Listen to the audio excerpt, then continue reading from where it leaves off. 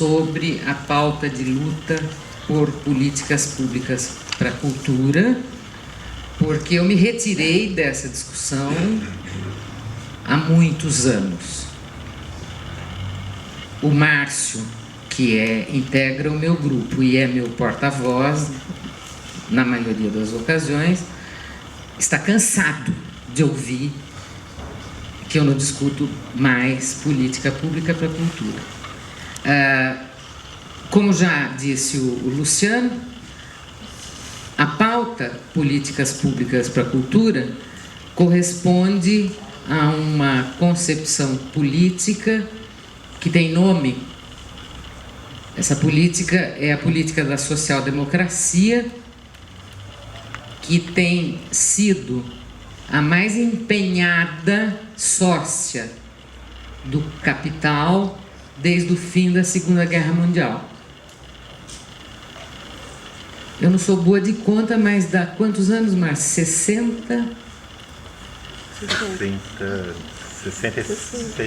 66 anos. Reivindicar políticas públicas para a cultura num país como o Brasil tem lá a sua consistência, consequência dialética, mas eu não estou interessada nelas. É por isso que eu não quero discutir isso do ponto de vista dos meus princípios. Então, agora já entra a minha intervenção preparada por escrito, são só 2 folhas, portanto vai ser rápido.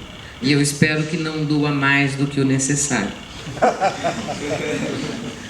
Quando nós reivindicamos políticas públicas para a cultura, nós estamos dizendo o seguinte: queremos que o Estado, em seus 3 níveis, federal, estadual e municipal, assuma o compromisso de assegurar a produção da nossa arte e cultura. E, por consequência, esse Estado, organizado nesses 3 níveis, assegure a nossa existência material com grana tirada do fundo público. É isso. Meu amigo Chico de Oliveira tem uma teoria social-democrata sobre a legitimidade da luta pelo fundo público. Então, para quem quiser ouvir os argumentos a favor dessa luta, recomendo convidar Chico de Oliveira.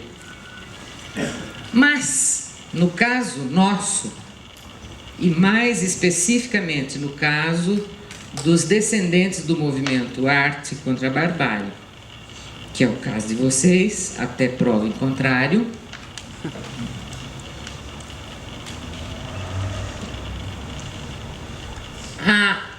a pauta que foi posta na ordem do dia justamente pelo Arte contra a Barbárie, quando, numa determinada circunstância, que pode ser verificada naquela série de programas do site da cooperativa, a certa altura, por falta de outras propostas, prevaleceu a ideia de se criar uma lei de fomento para o teatro em São Paulo.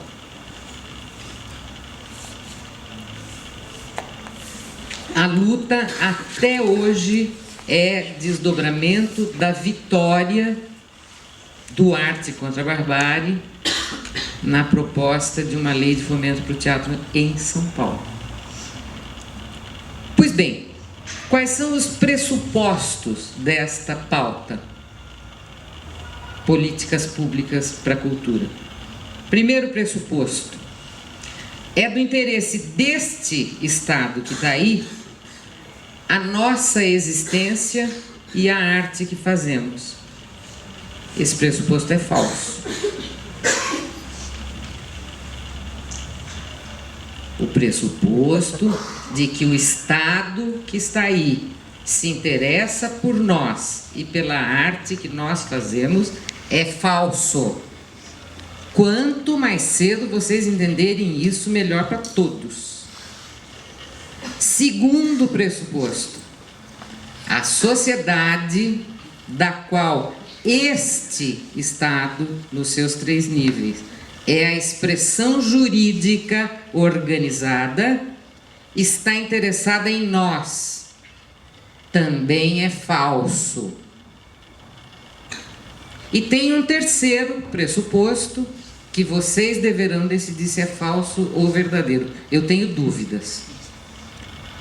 Que é o seguinte: se o Estado assegurar a nossa sobrevivência e a arte que fazemos, nós ficaremos satisfeitos, porque é só isso que nós queremos.